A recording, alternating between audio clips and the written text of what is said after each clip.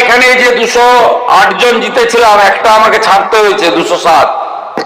আমাদের কেন্দ্রীয় নেতারা এবং রাজ্য সভাপতি আমরা বিধায়কদের নিয়ে দলীয় মিটিং করেছিলাম। সেখানে আমাদের একটা সিদ্ধান্ত হয়েছে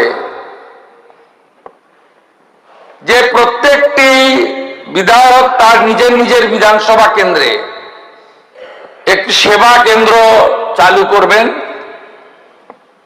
যেটাতে কেবলমাত্র তার বিধানসভার এলাকার জনগণের সঙ্গে বিধায়কের সম্পর্ক থাকবে এবং সেখানে দলমত বর্ণ ধর্ম নির্বিশেষে যারা তাকে ভোট দিয়েছেন তারাও পরিষেবা পাবে, যারা তাকে ভোট দেননি তারাও পরিষেবা পাবেন। শতাধিক বিধায়ক ইতিমধ্যে সেবা কেন্দ্র আমরা চালু করেছি। অনেক রকম বিরোধী পক্ষ আছেন, আপনারা কি করেছেন আমি জানি না, কেউ কেউ হয়তো করেছেন, কেউ কেউ ভাবছেন করবেন। সেবা কেন্দ্র চালাতে গেলে অর্থের প্রয়োজন হয়, একটা মিনিমাম ব্যবস্থা লাগে। এক্ষেত্রে